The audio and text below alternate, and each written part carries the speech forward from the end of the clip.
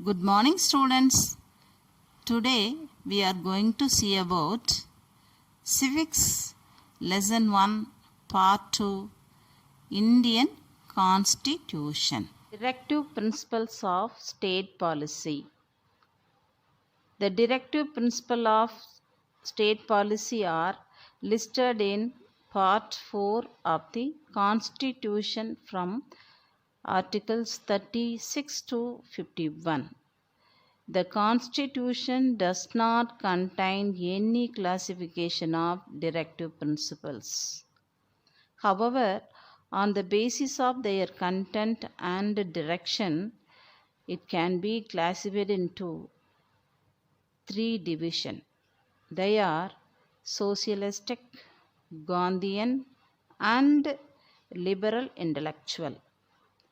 These principles are not enforced by any court, but they are fundamental for the government of the country.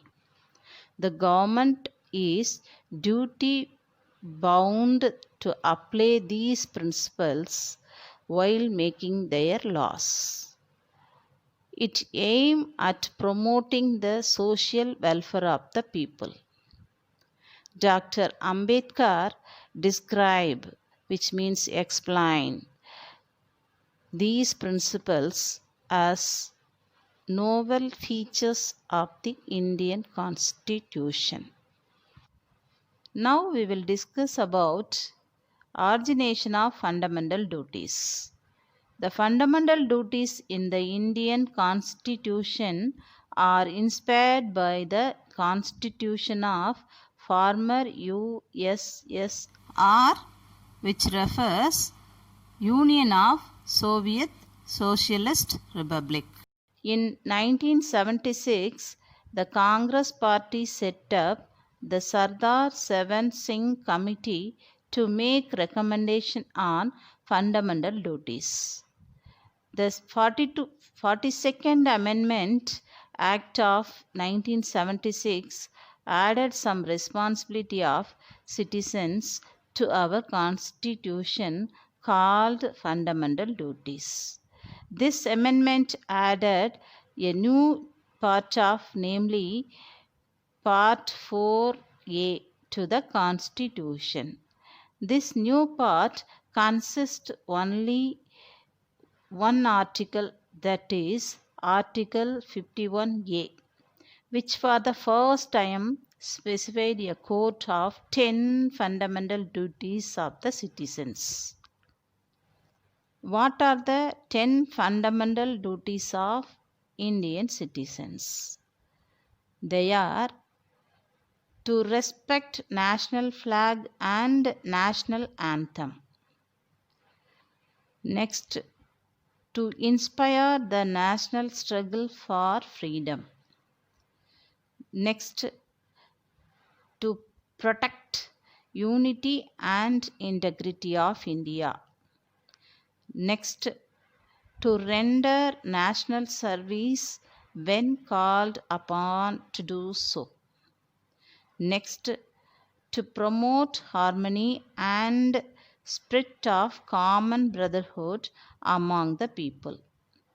Next, to value and preserve the rich heritage of our composite culture. Next, to protect and improve the national environment. Next, to develop scientific temper, humanism, and spirit. Next, to safeguard public property and to renounce violence. Here, the renounce refers வேணான்னு விட்டுட்டு போயிடுது. Next, to strive towards excellence in all spheres of individuals and collective activity. Next, to provide opportunities for education. Center-state relations. The Constitution of India divides all powers between the center and the states. These relations can be learned under three topics. First one is legislative relations. Second one is administrative relations. Third one is financial relations. Legislative relations. Legislative means having the power to make laws. The Union Parliament has the power to legislate for whole or any part of the territory of India. The 7th schedule of the Constitution includes 3 lists. They are Union list, State list, and concurrent list. This is consisting of 97, 66, and 47. The Parliament also enjoys the exclusive power to legislature. Administrative relations. The administrative power of state extends only to its own territory, whereas the Union has exclusive executive power over to make the law and to make the any treaty or agreement. The next topic, financial relations. Financial relations between center and the state deal with Article 268 to 293. The center and the states are forced by the Constitution to impose various kinds of taxes, and certain taxes are imposed and collected by the center and divided between center and the state based on the recommendation of Finance Commission. For that, former Prime Minister Indira Gandhi appointed the Sarkaria Commission in 1983 to make an inquiry into the center-state relations. The central government has implemented 180 recommendations out of 247 of the Commission. The next topic, official language of India. Article 343 to 351 deals with official language. Its provisions are divided into some heads. They are language of the Union, regional languages, language of the judiciary, and text of the law and special directives. The first language committee was appointed in 1955. As per the committee report, Parliament enacted the Official Language Act in 1963. As per the Act, English may continue to be used along with Hindi for all official purposes of the Union. Initially, the Constitution recognized 14 languages, but at present 22 languages are recognized. In 2004, the Government of India to create classical languages. So far, the 6 languages are granted the classical languages. They are Tamil, Sanskrit, Telugu, Kannada, Malayalam, and Odia. Emergency provisions. The central government has been given with extraordinary power during the emergency. They are national emergency, state emergency, and financial emergency. Now we will discuss about national emergency. Article 352. Our President of India can declare emergency due to war, external aggression, or any in danger time, or any in threatening time. When a national emergency is declared during the time of external aggression, it is known as external emergency. External emergency refers வெளியிலிருந்து வரக்கூடிய சண்டைகள், war. The same time, when it is declared on the ground of armed rebellion, which means உள்நாட்டுக்குள்ளே வரக்கூடிய சண்டை, it is known as internal emergency. This type of emergency has been declared 3 times so far, in 1962, in 1971 and 1975. Now we will discuss about state emergency. Article 356. Our President of India can declare an emergency in a state by the report of governor.